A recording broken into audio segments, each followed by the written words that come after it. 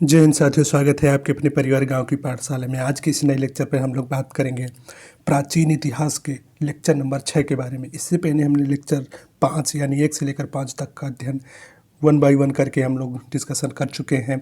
यदि आपने अभी तक उनको नहीं देखा है तो जैसे कि हमने लेक्चर नंबर 1 में डिस्कशन किया था प्रागैतिहासिक काल के बारे में। लेक्चर नंबर 2 और 3 में हमने जो आद्य ऐतिहासिक काल, क्योंकि सिंधु सभ्यता या आद्य ऐतिहासिक एक बड़ा चैप्टर है तथा साथ ही साथ वहाँ से बहुत ज़्यादा क्वेश्चन बनते हैं, तो कुछ मैप के माध्यम से हम लोगों ने डिस्कशन किया था, देखा था कि कौन सा स्थल मैप में किस राज्य में स्थित है। कुछ ऐसे क्वेश्चन जो कि हमने डिस्कशन किया था। 4 और 5 में हमने जो कि ऐतिहासिक स्रोतों के बारे में, विदेशी यात्रा, इन सब का भी अध्ययन किया था। आज के इस लेक्चर की बात करें तो आज के इस लेक्चर में प्रॉपर हम बात करेंगे वैदिक काल के बारे में। तो शुरुआत करते हैं इस लेक्चर की। बात करें वैदिक काल के बारे में तो वैदिक काल इसमें वैदिक काल से लेकर के राजपूत काल तक का अध्ययन किया जाता है। बात करें वैदिक काल का कालखंड या कालक्रम कितना था तो 1500 BC से लेकर के 1600 BC तक के कालक्रम को या कालखंड को वैदिक काल कहा जाता था। बात करें वैदिक काल को 2 भागों में बांट करके अध्ययन किया जाता है। एक हो गया ऋग वैदिक काल, दूसरा हो गया उत्तर वैदिक काल। तो ऋग वैदिक काल का समय जो था 1500 BC से लेकर के 1000 BC तक के कालखंड को ऋग वैदिक काल कहा जाता था। वहीं बात करें उत्तर वैदिक काल के तो 1000 BC से लेकर 600 BC तक के कालखंड को उत्तर वैदिक काल कहा जाता था। जनरली कुछ यहाँ से ऐसे आपको क्वेश्चन देखने को मिल जाते हैं, एग्जाम में पूछ लेता कि उत्तर वैदिक काल का कालखंड या कालक्रम कितना था, तो 1000 BC से लेकर के 600 BC तक के कालक्रम को उत्तर वैदिक काल कहा जाता था। वहीं बात करें आगे तो वैदिक समाज में निर्माता आर्य थे। बात करें आर्य के मूल निवास से संबंधित कुछ क्वेश्चन जो आपको देखने को मिलते हैं या पूछते हैं कई बार कि किसी ने कहा था कि आर्य जो कि मध्य एशिया से आए थे, तो मैक्स मूलर ने कहा था कि जो आर्य आए थे वो मध्य एशिया से आए थे और भारत में सप्त संधव प्रदेश यानी 7 नदियों का प्रदेश पंजाब हरियाणा में बस गए थे। वहीं पर आपको कई बार देखने को एग्जाम में मिलेगा कि डॉक्टर संपूर्णानंद ने कहा था कि ये आलपत पर्वत से आए थे, यूरेशिया से। अगर बात करें बाल गंगाधर तिलक ने इनको कहा था कि आर्कटिक यानी उत्तरी ध्रुव से ये आए थे। वहीं स्वामी दयानंद सरस्वती ने जो कहा था कि ये तिब्बत से आए थे। तो कुछ ऐसे क्वेश्चन भी आपको देखने को एग्जामों में मिलते होंगे या आप प्रीवियस ईयर पेपर बना रहे होंगे तो मिलेंगे। अगर बात करें अब आगे तो आर्यों की जो भाषा थी वो संस्कृत थी, जो देवताओं की भाषा मानी जाती थी, जिस कारण आर्य स्वयं को श्रेष्ठ कहते थे। जिन्हें संस्कृत नहीं आती थी अर्थात भारत में मूल निवासियों को अनार्य या निम्न समझा जाता था। बात करें दक्षिण भारत का आर्यीकरण तो अगस्त ऋषि ने किया है। तो आपसे क्वेश्चन पूछ सकता है कि दक्षिण भारत का आर्यीकरण किसने किया था, तो अगस्त ऋषि ने किया था। कुछ ऐसे क्वेश्चन आपको एग्जामों में यहाँ से देखने को मिल सकते हैं। बात करें उत्तर भारत का आर्यीकरण तो राजा विदेह के पुरोहित पंडित गौतम राहुगढ़ ने किया था। आपको ये देखने को मिल सकता है कि उत्तर भारत का आर्यीकरण किसने किया था, तो गौतम राहुगढ़ ने किया था। किंतु गंगा नदी पार करके पटना नहीं पहुंच पाए, जिस कारण अथर्ववेद में पाटलिपुत्र को अछूतों की भूमि कहा गया और यहाँ के गंगा जल को पवित्र नहीं माना गया। अब कई बार एग्जामों में देख लेते हैं कि आपसे ये पूछ लेता है कि किसने ये कहा था कि पाटलिपुत्र को अछूतों की भूमि कहा था, तो वहाँ से भी आपको एक क्वेश्चन बन सकता है। बात करें वहीं जैसे कि हमने पिछले वीडियो के माध्यम से चारों वेदों का अध्ययन किया था, वेद त्रय में कौन कौन से वेद आते हैं। इन चीज़ों को आप पहले अगर अभी तक आपने वीडियो नहीं देखा तो उनको देख लीजिए, क्योंकि इतिहास की एक खासियत है कि वो एक दूसरे से इंटर रिलेटेड है। कई बार आपको जैसे आप भी आगे की वीडियो के माध्यम से यही हमने देखेंगे कि हम लोग वहीं सिंधु सभ्यता और आर्य सभ्यता या वैदिक सभ्यता के बारे में डिफरेंस करेंगे, तो आपको कई सारी ऐसी चीज़ें हैं जो कि इंटर रिलेट करके देखना पड़ेगा। तो इससे आप अगर अभी तक नहीं देखे तो उन वीडियो को भी एक बार देख लीजिए, तो आपकी ओवरऑल जो एक समझ होगी, अच्छी समझ विकसित होगी। अब बात करें आगे जैसे कि इस समय सबसे प्रिय पशु कौन थी, तो गाय थी। बात करें कि आपसे क्वेश्चन पूछता है कि वैदिक काल में गाय को क्या कहा जाता था, तो अघन्या कहा जाता था। तो वहीं बात करें कि वैदिक काल में कितनी बार गाय शब्द का वर्णन होता था, तो गाय शब्द का 106 बार वर्णन वैदिक काल में आपको देखने को मिलता है। जो समृद्धि का संकेत थी यानी गाय जो सबसे प्रिय वैदिक काल का पशु था, तो वो गाय थी। वहीं अगर बात करें कि प्रागैतिहासिक काल में, तो प्रागैतिहासिक काल में देखना था कि पहला पालतू जो जानवर था पशु, तो वो कुत्ता था। वहीं सिंधु सभ्यता की बात करें तो सिंधु सभ्यता में भी आपने देखा था कि वहाँ घोड़े के अवशेष मिले थे। तो कुछ ऐसे प्रमाण जो आपके इंटर रिलेट करके एक दूसरे को आप पढ़ सकते हैं। बात करें गाय की हत्या करने पर मृत्युदंड दिया जाता था। राजा का मुख्य कार्य गाय के लिए युद्ध करना, यानी गाय के लिए जो युद्ध होता था उसको क्या कहते थे, तो गविष्ट कहते थे। आप ये क्वेश्चन भी कई बार आपको एग्जामों में आता हुआ देखने को मिलेगा। उस समय अर्थव्यवस्था का मुख्य आधार क्या था, तो कृषि था। वैदिक समाज ग्रामीण सभ्यता थी। तो आपको देखने को मिला था कि जो सिंधु सभ्यता थी वो शहरी सभ्यता थी। तो ऐसे आप एक चीज़ से रिलेट कर सकते हैं। वहीं बात करें ऋग्वेद की, तो ऋग्वेद के 9वें मंडल में दशराज युद्ध की चर्चा है। बात करें कि ऋग्वेद के जैसे तीसरे मंडल में किस चीज़ की चर्चा थी, तो तीसरे मंडल में गायत्री में, 7वें में दशराज युद्ध। 9वें मंडल की बात करें सोम देवता, तथा 10वें मंडल की बात करें तो 10वें मंडल में आपने देखा था कि वर्ण व्यवस्था की चर्चा थी। 4 वर्णों में बांट करके समाज को अध्ययन किया जाता था या समाज को बांटा गया था। तो जैसे ब्राह्मण, क्षत्रिय, वैश्य, शूद्र, कुछ ऐसी चीज़ें आपको आगे भी देखने को मिलेंगी।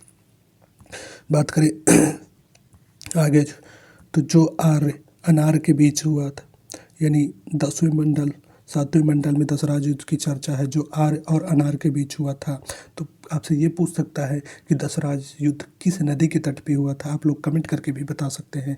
तो दशराज युद्ध जो हुआ था वो रावी नदी के तट पर हुआ था, जिसमें आर्य विजय हुए थे। आर्यों का कबीला भारत था। इसी कारण उस समय जाति का निर्धारण क्रम आधार पर होता था, किंतु उत्तर वैदिक काल में जातियों का निर्धारण वंश के आधार पर होने लगा था। उत्तर वैदिक काल में लोहे की खोज एक प्रमुख खोज थी। बात करें कि एक ग्राफ जो कि आपको देखने को मिलता है 10वें मंडल में जो कि ऋग्वेद की वर्ण व्यवस्था का वर्णन थे। तो उसमें पहला था ब्राह्मण, दूसरा क्षत्रिय, तीसरा वैश्य, वहीं शूद्र। ये व्यापार के एक दूसरे के यहाँ पर नौकरी करते थे। कुछ ये चीज़ आपको देखने को एग्जामों में मिलती है। वहीं बात करें वैदिक काल की कुछ नदियों के बारे में, यहाँ से भी क्वेश्चन आपको कई बार देखने को मिल जाता है। तो जैसे कि प्राचीन सब जो नदी थी सिंधु, उसको आधुनिक नाम सिंध नदी के नाम से जाना था। बितिस्ता, झेलम यानी झेलम नदी के नाम से जाना जाता है। सुबस्ती को स्वात नदी, गोमती को गोमल, सदानीर को गंडक नदी, बिपाशा को ब्यास नदी के नाम से आधुनिक युग में जाना जाता है। तो यहाँ से पूछ लेता है कि बिपाशा यानी ब्यास नदी का वैदिक कालीन ये क्या नाम था, तो बिपाशा नदी था। कुब्र कुर्रम थी। कुभा काबुल नदी को कहा जाता था। दुसती घग्गर नदी, पुरुषनी नदी रावी नदी को कहा जाता। सतुद्री सतलज नदी को कहा जाता था। अस्किनी की बात करें तो चिनाव नदी को कहा जाता था। वहीं बात करें सुषोमा की तो सोहन, बिपाशा, ब्यास। कुछ यहाँ से भी आपको क्वेश्चन देखने को मिलते हैं। तो जो बात करें जो मुख्य नदियाँ हैं जहाँ से ज़्यादा क्वेश्चन बनता है, तो आप लोग याद कर सकते हैं बितिस्ता। वहीं बात करते हैं आपसे बिपाशा और पुरुषड़ी तथा शतुद्री, इन 4 और 5वां है जो अस्किनी। इन 5 नदियों को आप अगर पूरे नहीं याद कर सकते हैं तो आप ये 5 नदियों को तो एकदम रट ही लीजिए, क्योंकि यहाँ से क्वेश्चन आपको कई बार एग्जामों में देखने को मिलता है कि झेलम का पुराना नाम या वैदिक कालीन नाम क्या था, तो बितिस्ता था। ब्यास का तो बिपाशा था। रावी का पुरुषड़ी था। शतुद्री सतलज नदी का था। चुनाव का जो था अस्किनी था। तो ऐसे क्वेश्चन देखने को आपको एग्जामों से यहाँ से मिलेंगे। बात करें आगे, तो वैदिक साहित्य में सर्वाधिक चर्चा सिंधु नदी की है, क्योंकि यह सबसे महत्वपूर्ण नदी थी। बात करें वैदिक काल के देवताओं के बारे में, तो इंद्र यह सबसे महत्वपूर्ण देवता थे, जिसकी चर्चा ऋग्वेद में लगभग 250 बार हुई थी। वहीं इन्हें युद्ध तथा वर्षा का देवता कहते थे। इन्हें पुरंदर भी कहते थे। कुछ ऐसे आपको देखने को मिलता है कि ऋग्वेद में इंद्र की चर्चा कितनी बार है, तो आपको देखने को मिलेगा कि 250 बार इंद्र की चर्चा देखने को मिलती है। बात करें अग्नि के बारे में तो 200 बार। वरुण वायु के देवता थे। सोम मंगल जंगल के देवता थे। मारुत जो थे तूफान के देवता थे। बात करें रौद्र, तो ये सबसे क्रोध वाले देवता थे, जो इन्हें पशुओं के देवता भी कहा जाता था। बात करें विष्णु में संरक्षक एवं पालन करता था। पुसुड़ जो थे पशुओं का देवता थे। गविष्ट का अर्थ होता है तो गाय के लिए किया जाने वाला युद्ध जो कि गविष्ट कहलाता था। बात करें वैदिक काल में गाय को अगन्या कहा जाता था।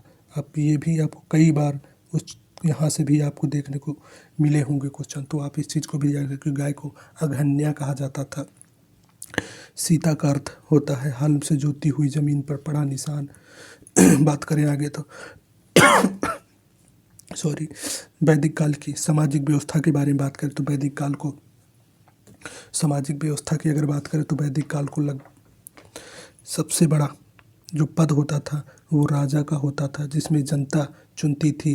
राजा किसी भी निर्णय लेने से पहले विभिन्न समितियों में बैठकर चर्चा करता था। तो बात करें वैदिक काल में 3 प्रमुख संगठन थे, कौन कौन से थे? सभा, समिति और विदप। यह निम्न साधारण लोगों का संगठन था। इसकी चर्चा 8 बार हुई है। अब ऋग्वेद में आप देखेंगे तो इसकी चर्चा, सभा की चर्चा कितनी बार हुई है? तो 8 बार। समिति की 9 बार। उच्च वर्गों के लोगों का संगठन था, इसकी चर्चा 9 बार हुई थी। विदप ये सबसे महत्वपूर्ण संगठन था, इसकी चर्चा की बात करें तो 122 बार हुई थी। तो आपसे ये पूछ सकता है कि सभा किस वर्ग के लोगों का संगठन था? तो निम्न या साधारण लोगों का संगठन था। समिति उच्च वर्ग लोगों का संगठन था। बात करें सामाजिकरण की प्रक्रिया की, तो आपको कई बार यहाँ से देखने को मिला कि सभा तथा विदप में भाग लेने की अनुमति महिलाओं को नहीं को भी थी, लेकिन जो आपको देखने को मिलता है उस समिति में महिलाओं को भाग लेने की अनुमति नहीं थी। वैदिक समाज की सबसे छोटी इकाई गांव थी, जिसके मालिक को ग्रामिक कहते थे। अगर बात करें सबसे बड़ी इकाई जन होती थी, जिसके मालिक को राजन कहते थे।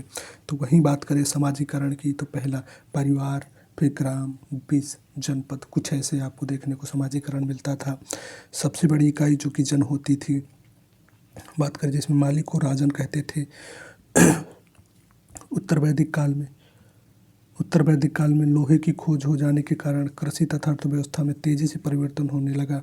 तो आपसे ये पूछ सकता है कि लोहे की खोज किस कालक्रम में हुई थी? तो उत्तर वैदिक काल में हुई थी। ये भी पूछ सकता है कि लोहे की खोज किस राज्य से हुई थी? तो उत्तर प्रदेश के अतरंजी खेड़ा से लोहे की खोज हुई थी, जो आपको आगे भी देखने को मिलेगा।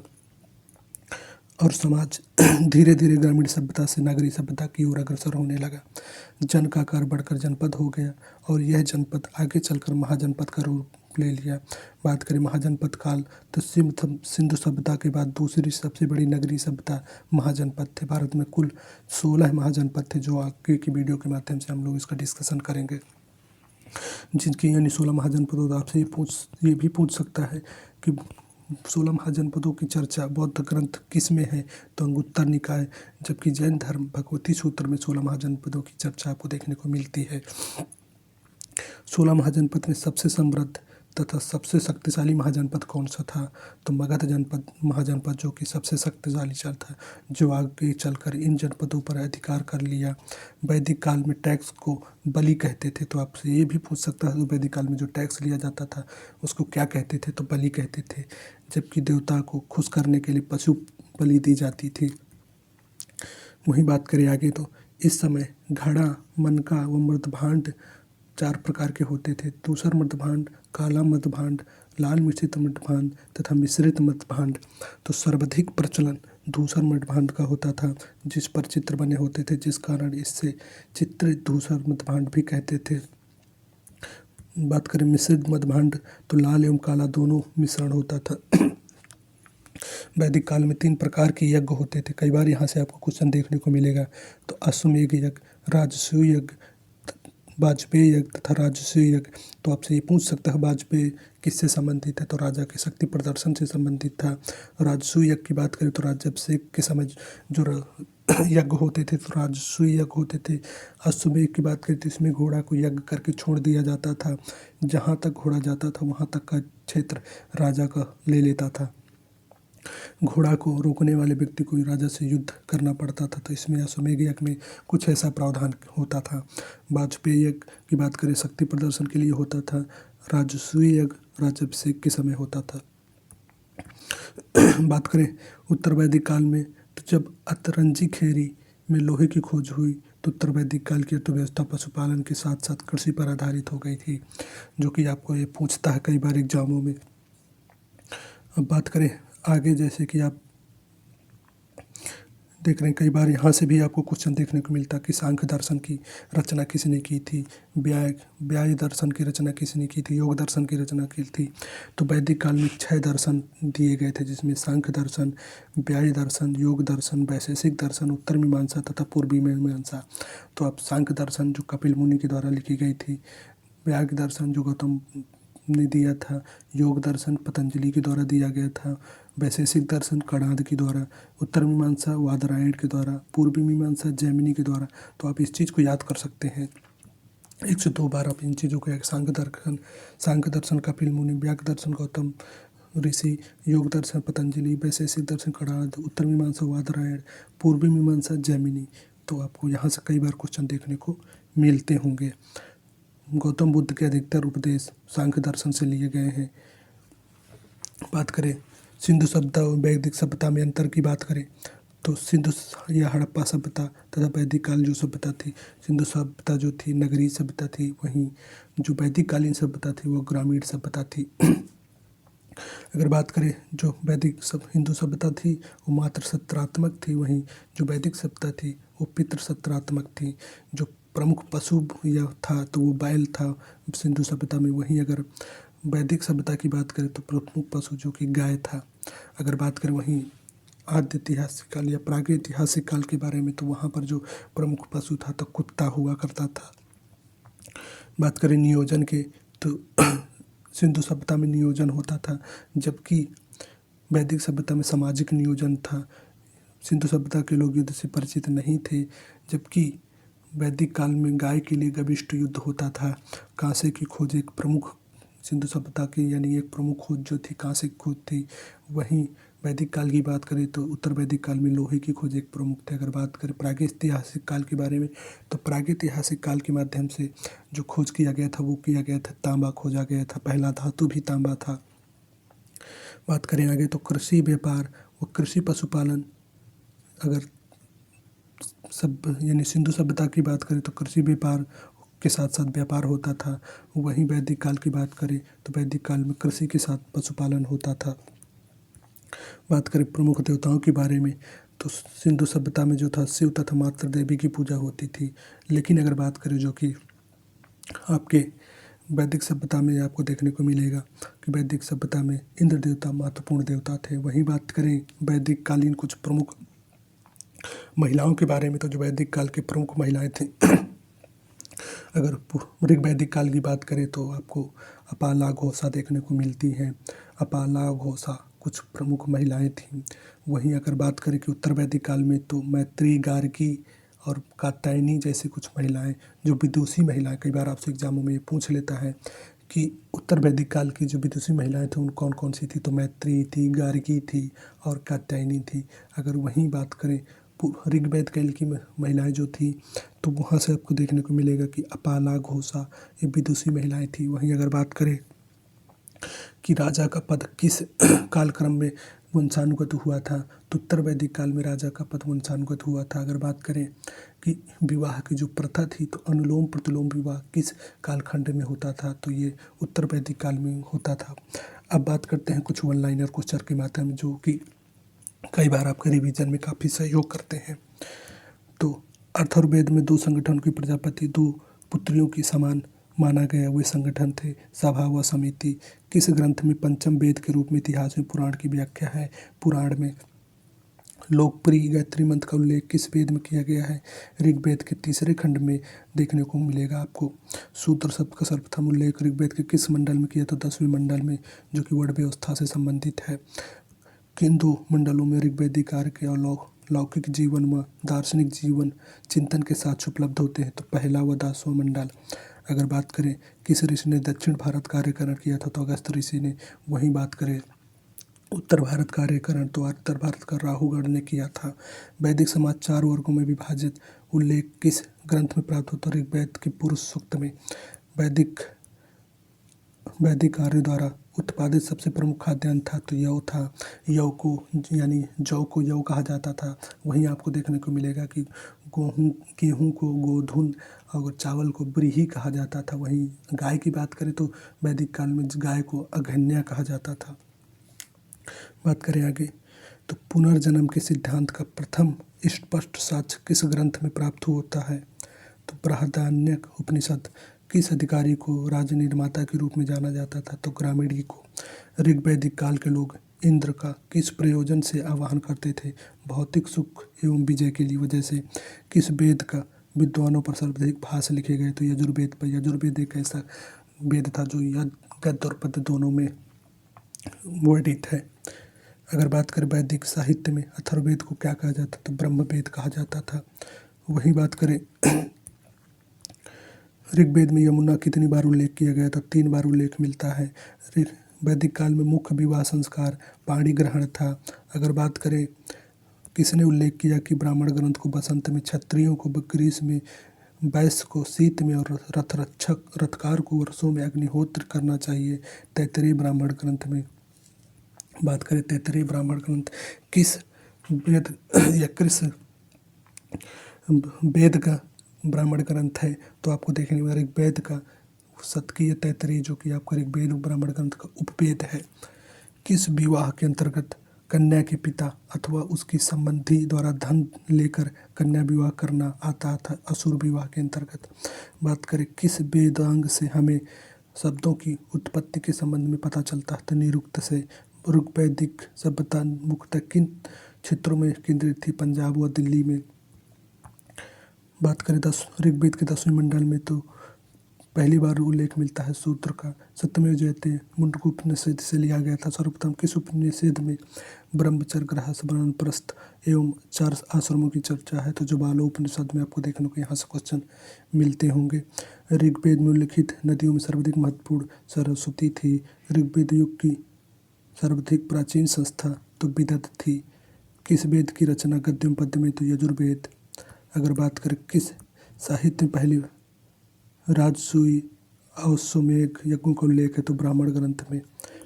बात करें सूत सूत्र में संलखन शूल्य सूत्र सबसे पुरानी पुस्तक जामती की। किसकी उत्तरी ध्रुव को आर्यों का मूल निवास स्थान बताया है? बाल गंगाधर तिलक ने। प्रारंभिक वैदिक समाज मुख्यतः किस पर आधारित था? तो पशुपालन पर आधारित था। वहीं बात करें ऋग्वेद में स्थान पर 10 राजाओं के युद्ध का उल्लेख हुआ जिसे 10 राज युद्ध कहा गया। तो रावी नदी के तट पर यह लड़ा गया था। मान सेहरा, सहराबादी, बोगज कोई तथा जूनागढ़ अभिलेखों से जो ईरान भारत से आए थे आरोग्य की सूचना बोगज कोई अभिलेख से आपको प्राप्त मिलती है। बात करें आगे तो शंकराचार्य, एनी बेसेंट, विक्रमा, विवेकानंद तथा बाल गंगाधर तिलक ने किसने आर्यों के आदि देश के बारे में लिखा था? तो बाल गंगाधर तिलक ने।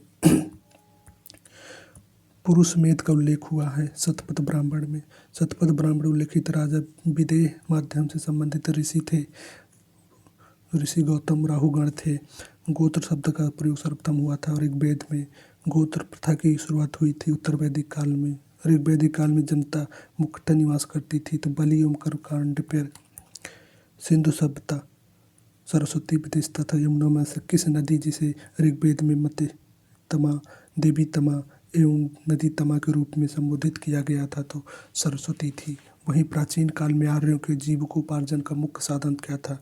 तो शिकार था। तो कुछ यहाँ से ऐसे क्वेश्चन आपको देखने को मिल जाएंगे। तो आई होप कि आपके सारे डाउट्स क्लियर हुए होंगे। यदि वीडियो आपको पसंद आए तो वीडियो को लाइक कीजिएगा, चैनल को सब्सक्राइब कीजिएगा। साथ ही साथ हम बात करते हैं कुछ और फैक्ट्स के बारे में। गायत्री मंत्र की चर्चा विश्वामित्र ने की थी। ऋग्वेद के 3रे मंडल में गायत्री मंत्र की चर्चा थी। पुराणों की संख्या 18 थी। श्रीमद् भगवद गीता मौलिक रूप से लिखी गई थी संस्कृत में। महाभारत मुख्यतः जानी जाती थी जय संहिता के रूप में। हिंदी पौराणिक कथा के अनुसार समुद्र मंथन किस सर्प ने रस्सी के रूप में स्वयं को प्रस्तुत किया? वासुकी। अगर बात करें उपनिषद के बारे में तो उपनिषद में ऋग्वेद की मूल लिपि ब्राह्मी थी। वैदिक कर्मकांड में होता था का संबंध होता था ऋग्वेद से। अव्यवस्था और ऋग्वेद में समानता के अव्यवस्था संबंधित है ईरान से।